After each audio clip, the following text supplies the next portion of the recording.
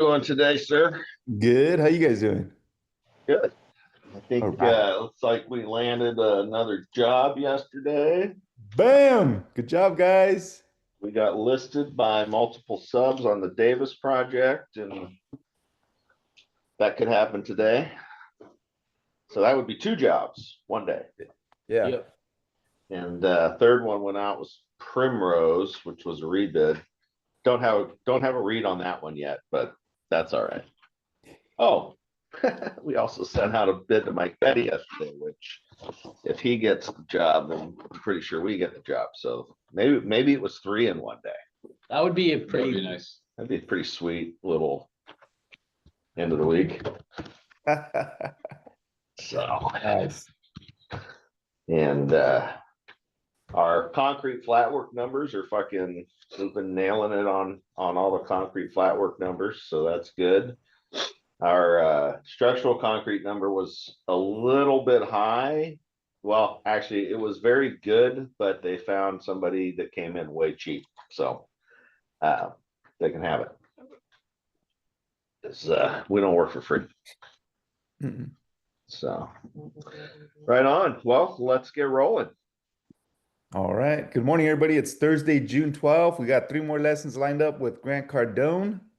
Continuing on with the 64 traits of a successful entrepreneur. Here we go.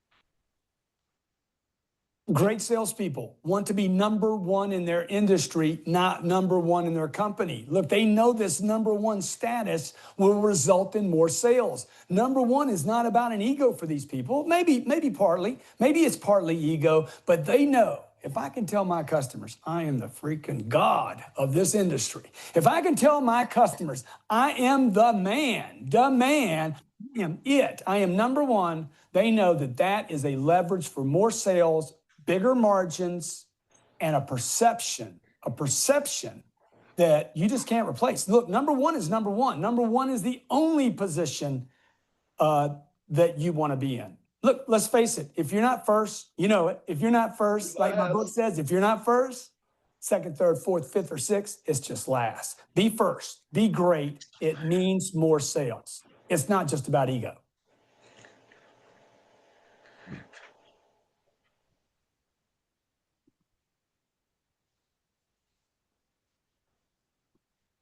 The greats seek to dominate, not compete. The greats are like competition. You talk about competition as a sick word. To them, competition's like, oh my gosh, be a little baby, be a sissy. They're like, I don't want to compete. I want to dominate the sector. I want to own the sector. I'm not interested in competition, the greats say. I want to separate myself so far from the second, third, and fourth. I'm not even in the same race with them anymore. People have given up. You want to dominate your sector. You don't want to play fair. You don't want to be in a race. You want to be the only person on the field. Hey, they literally give you the win because nobody else shows up. That's not playing fair. You don't need to play fair. Let the politicians talk about how fair it is, okay? Be ethical. You don't need to play fair. Be the only one in the field because you've done all the other things to separate yourself. Dominate. Own the space. Be the only player. Do what others refuse to do, and you won't have to compete anymore. Think Coca-Cola, Google. Hopefully these companies are still here when this video plays, okay? Think Coca-Cola, Google, Apple. Think about companies when they were in their greatness. Ford Motor Company, when they dominated the sector and they owned it. Think about America, when it once dominated as a world superpower, okay? Dominate, don't compete.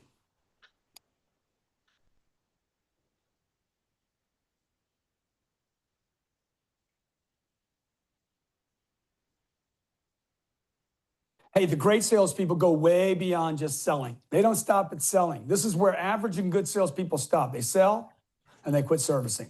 Look, the greats go way beyond selling a product or service, and they take responsibility for everything else. And I'm not just talking about follow-up. I'm talking about getting the financing, getting the property appraised.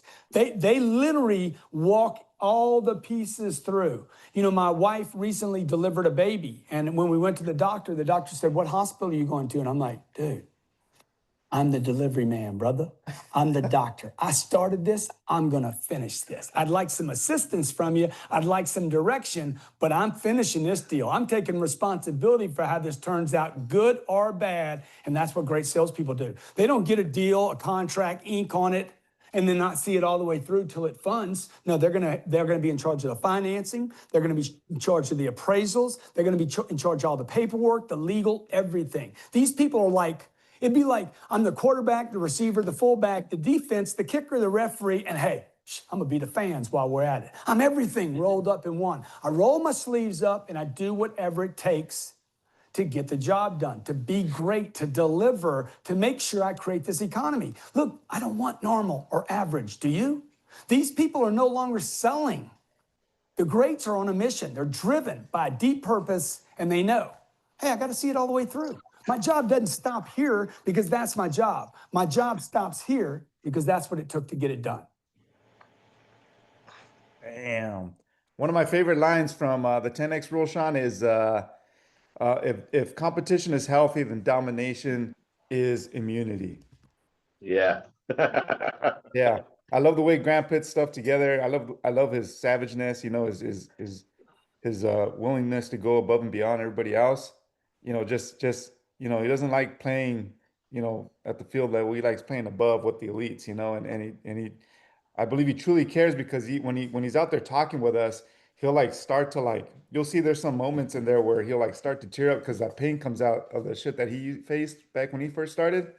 And you know, you could tell the dude is genuine and really cares about his students and people that look up to him. So go out there, market yourself. Don't fly below the radar. You know, eventually you gotta get out there, get known.